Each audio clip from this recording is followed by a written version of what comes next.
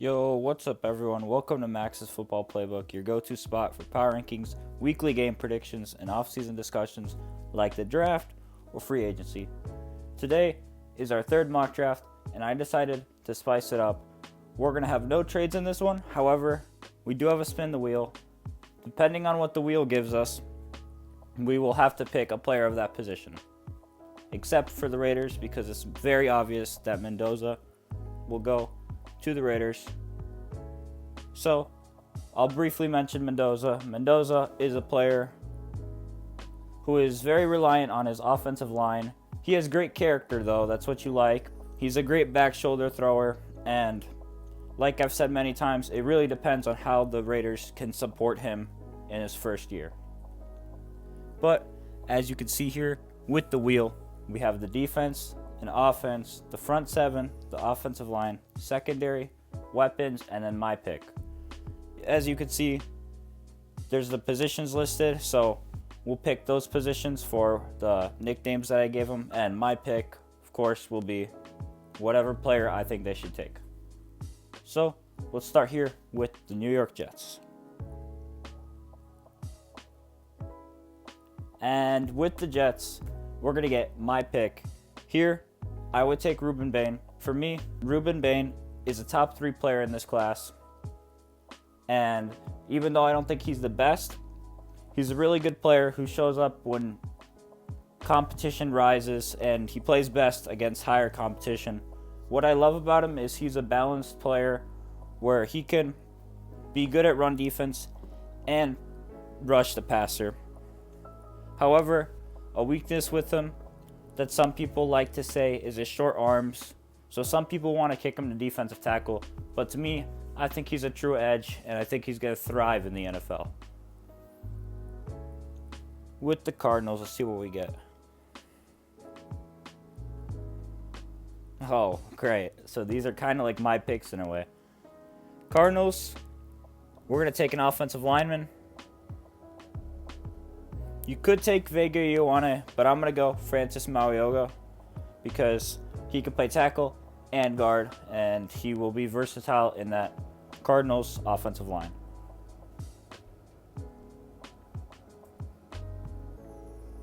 The Titans get front 7. So far, we're kind of getting lucky with the spinner, where the picks kind of where I was thinking already is what I have to choose. So here we're going to go Arvell Reese. I think Robert Saleh would love a guy like Arvell Reese. Arvell Reese can probably projects as an outside linebacker, but I can see him as like a defensive end or a middle linebacker. He's a really good QB spy, and I think it's just about finding what role do you want to play in that defense for him, and he will also thrive.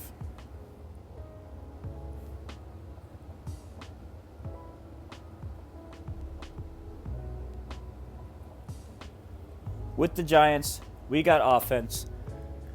So, I'm going to take my wide receiver 1, Makai Lemon. Makai Lemon is a slot player who could also play anything.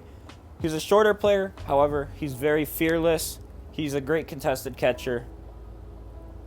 And I really love his high effort motor when he blocks on run plays. See what we get here with the Browns. With the Browns, we got front 7. This is the first one where probably wouldn't be the position I would look towards, but I wouldn't blame them if they do take a front 7 player. Here, it's kind of tough. Here, we're going to take David Bailey. David Bailey is a really good pass rusher who relies on his first step, has an elite first step, but besides that, he's not a crazy elite athlete in many other traits. He struggles in the run defense, but the reason why I think the Browns could take it if they're forced to take a front 7 player is because they have Myles Garrett on the other side, and I think Garrett could definitely help teach Bailey how to play run defense and would definitely be a great mentor for Bailey. With the Commanders, let's see what we have to pick.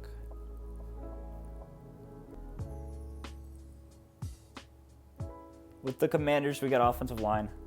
This is a little shocking, but we're going to go best player available, probably, which is Spencer Fano.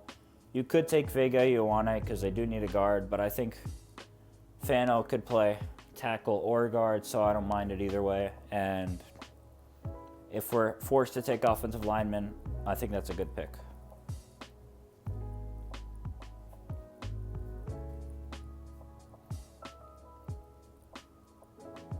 With the Saints, we also have offensive line. Here, it says they need a guard, just like the Commanders. So I think the best player available in this case would be Vega Ioane. Vega Ioane is a very good player who you would love on your team because he's a very pro-ready player and he's a balanced player. So you can trust him in both facets of the game, whether it's run blocking or pass blocking.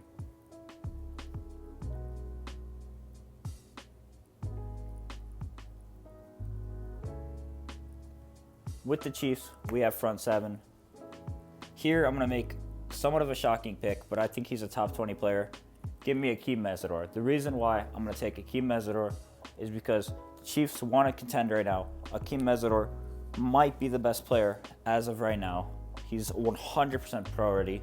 And of course, the knock on him is that come draft time, he will be 25 years old, which is not the youngest prospect. However, it definitely fits the Chiefs' timeline, and it would immediately help their defense as quick as possible. He probably has the biggest impact of the guys left, except maybe Caleb Downs.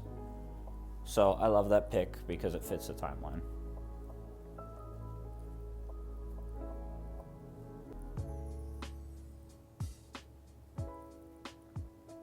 With the Bengals, we got an offensive player. This one's going to be difficult. After thinking about it, with the Bengals, I'm going to take Kenyon Sadiq. The reason why I'm going to take Kenyon Sadiq to the Cincinnati Bengals is because offensive linemen, I don't really want to reach on any of them. And wide receiver, they're kind of stacked there. So I was thinking, what receiver group are they kind of off? And I think you take Kenyon Sadiq because he could obviously improve that tight end room, which could need improving. And he's also going to be able to help that offensive line do a little bit of both, which is the best thing you can take if I'm forced to take offense for them here.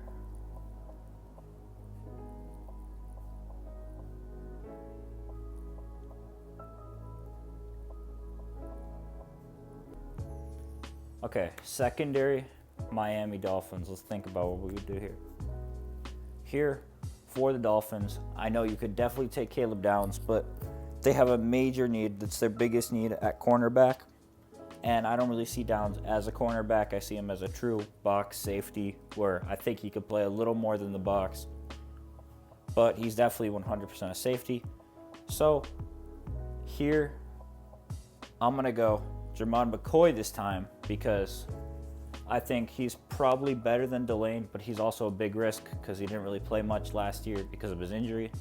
So this week we will see a lot based off combine, and hopefully his numbers look good, which can promote him to being a top 10 pick or an earlier pick like the Dolphins.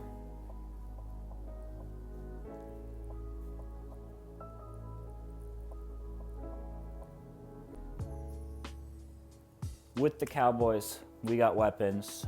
Here, I got to take Jeremiah Love because I don't see them needing a quarterback, a wide receiver, and of course, running back is definitely a need, although they did re-sign Javonte Williams.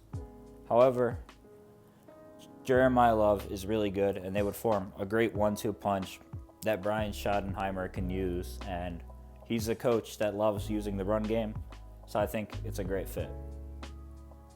Of course, we got 3 Ohio State Buckeyes on top of the board still. And here, with the Rams, we got to take an offensive lineman. I guess you just take best one available. I'm going to go crazy, but I'm going to take Monroe Freeling. The reason why I'm going to take Freeling in this situation is because looking at Proctor, I project him to be more of a guard, which the Rams don't need. But comparing him to Lumo, which is definitely his opponent, I guess, in the offensive tackle spot in this situation, I would take Freeling because he has a lot more potential. And under this Rams contending team, he wouldn't be asked to start right away. which could definitely boost him. And because he has the most potential, I think this is a good team that could help grow him and give him patience that he needs to grow.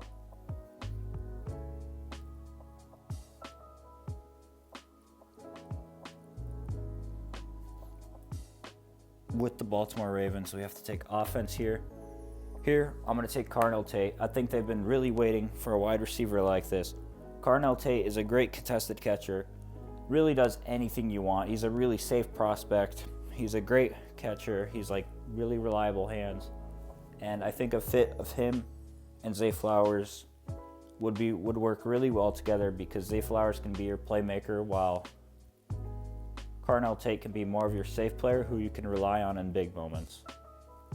Here with the Bucs, I would love if they could get a front seven or a secondary player, anything on the defense. This is a great situation for them. So let's see what we get here.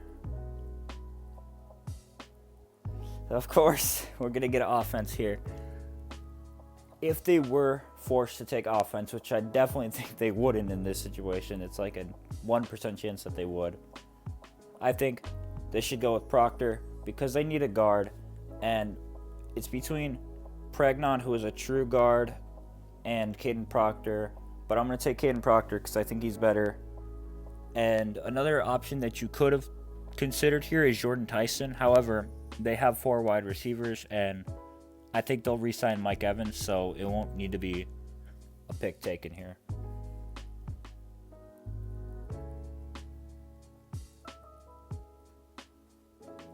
With the New York Jets, we got offense again. Back-to-back picks for the Bucs and the Jets. Here, I'm 100% going to bet on Jordan Tyson's injury issues. Tyson, to me, is 100% a top 10 player. With Tyson here, it's a great fit with Garrett Wilson because Tyson can be your slot. But honestly, Tyson can play anything, and Garrett Wilson can continue to be your deep threat. And they would form a great 1-2 punch for whoever would be the new quarterback there.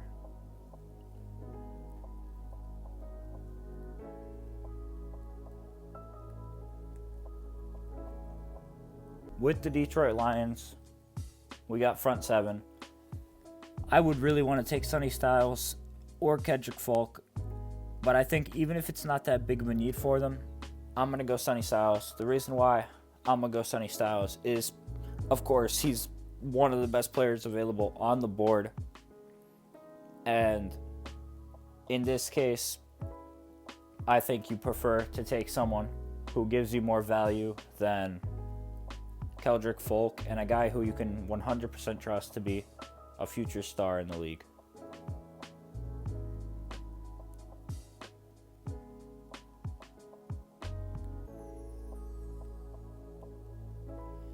With the Vikings, we got offensive line again. I don't want to let Caleb Downs fall this far. However, in this situation, it has to happen.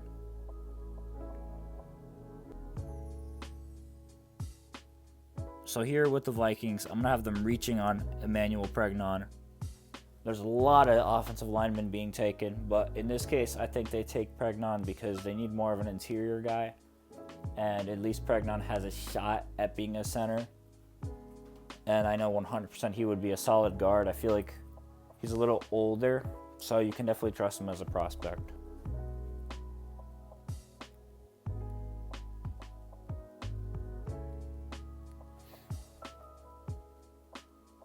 With the Panthers here, we have to take an offensive player. There is zero chance for me that Caleb Downs will still be down here in this situation. However, the spinner really loves offensive players. So here, we could think offensive line. However, I'm going to go with wide receiver Omar Cooper over Denzel Boston because Boston is a bigger wide receiver who kind of reminds me of Tet McMillan, and I don't think you want 2 of that. However, a guy who I think is a little worse, but definitely fits the Panthers more in this situation would be Omar Cooper Jr. Omar Cooper Jr. has had some spectacular catches throughout the season, but I see him as a DJ Moore type player, which you could use on screenplays and any type of like playmaking action. I think he's more of a playmaker, while Tet is like a physical, deep threat type wide receiver.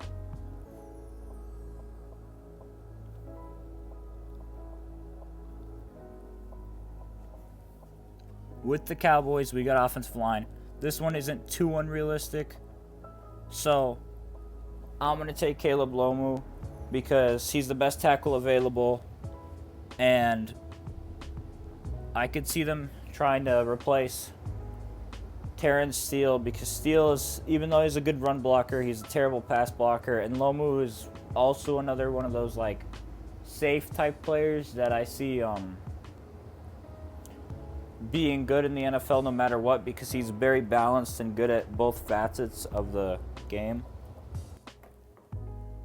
Let's see what we get here with the Steelers. With the Steelers, we get my pick. In this situation, I would 100% take Caleb Downs. They need anything in the secondary, and in this case, it's not like a clear thing where they need a cornerback first. So I think you 100% take best available, and that would set up that already pretty good Steelers defense with a Hall of Fame like player. I might already say it. It's kind of crazy, but he's just that good.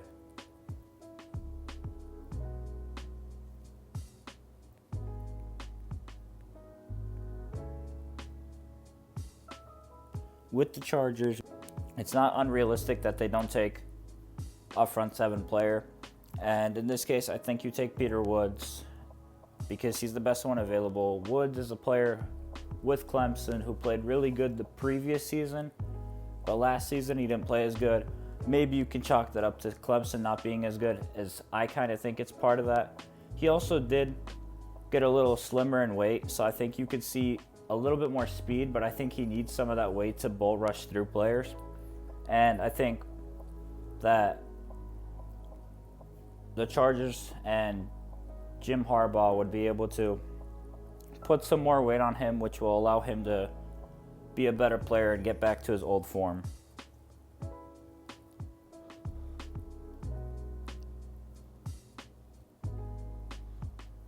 Here for the Eagles, if somehow Mansour Delane falls, because it's my pick, I would 100% take Mansour Delane. To me, he's probably the last top 14-ish player on the board here, and the Eagles could use some help at cornerback, so I don't mind that pick.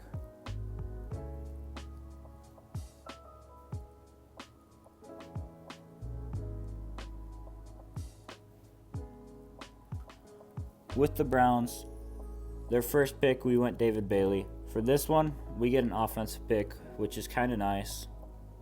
In this situation, I would take Denzel Boston. The Browns need a wide receiver no matter what, and I like Boston here because they definitely could improve on the offensive line, and obviously I know Boston is not a wide receiver. He's a really good run blocking wide receiver who could definitely help the run game, but he can also be used as your X receiver and your wide receiver one for the future.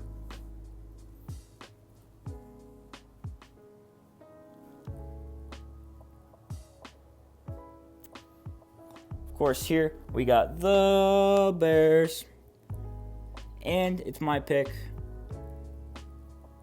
I feel like I have to take Caden McDonald, but in this case, I'm going to change it up. Let's go TJ Parker. I'm going to go TJ Parker in this situation instead of McDonald, kind of because I drafted McDonald here, but I wouldn't mind TJ Parker. TJ Parker is also a really safe floor player who can definitely rush the passer and is pretty good at the run defense, like his Clemson buddies, Avion Terrell and Peter Woods. They both had last season a little bit of a down year compared to before, but if the Bears could find that form back, and I think TJ Parker kind of showed that in the Senior Bowl, then he would be a great pick for the Bears here at 25.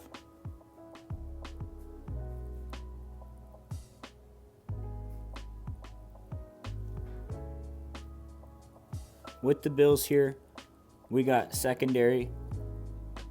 In this situation, I'll go Avion Terrell. I just talked about him. Clemson buddies with TJ Parker. Avion Terrell is a really physical and scrappy corner who is a great playmaker, and I think the Bills would love someone like that in their defense that could use some more secondary players.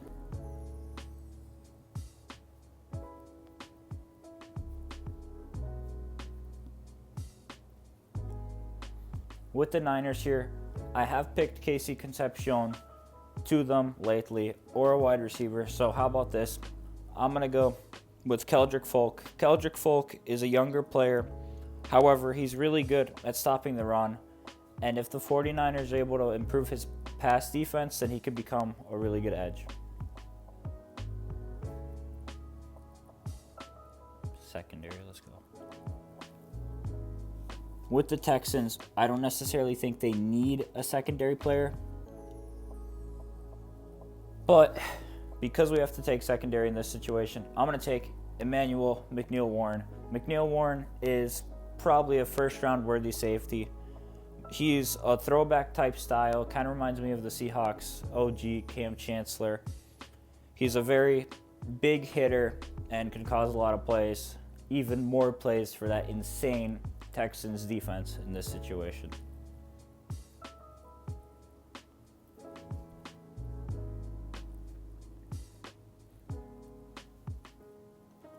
With the Rams, pick 13, we reached on Monroe Freeling, even though I don't know if it's that much of a reach if you're able to hit on his potential.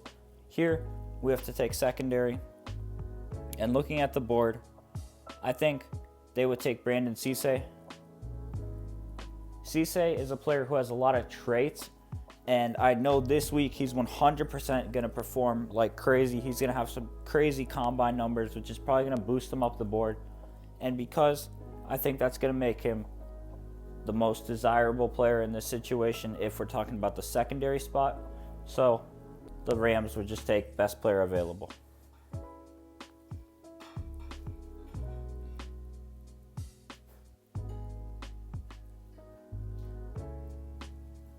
With the Broncos at 30, we have weapons, which means you could take a running back, a wide receiver, quarterback. Of course, we're not going to take a quarterback.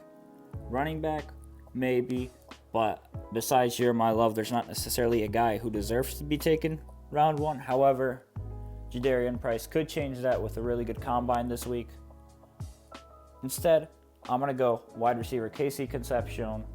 In a way, he's kind of like Omar Cooper, but Concepcion has a slightly worse hands. However, he is very dynamic with the ball. And in an offense that Sean Payton likes to throw a lot of screen passes, I think he would fit that well.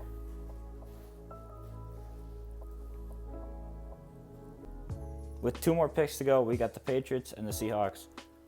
With the Patriots, we're forced to take a secondary player here. For their secondary player, I'm going to go Colton Hood. I think he's potentially best player available along with Cisse. But I'm going to go Hood here because he's a really good press man corner and could tackle well, which could help this Patriots defense be able to blitz a little more and send more pressure towards the quarterback. Finally, with the Seahawks, we got to take a front 7 player. And in this case, I would consider Cassius Howell. However, I'm going to go CJ Allen. I think Allen is a great player that they would love. They could need a guy who could help them at linebacker. And this would just make their defense even more unstoppable. I really like CJ Allen in this defense because in Kirby Smart's defense, he was a great communicator, and he was basically their leader. He was telling defensive linemen where to line up. He's a really smart player, which the Seahawks love. Another thing that they love is tough, physical players who tackle really hard, and that's exactly what CJ Allen does. Fits the Seahawks mold perfectly. And that's our one-round NFL mock draft with the spin the wheel. I hope you guys enjoy that. Like and subscribe. Until next time, see ya.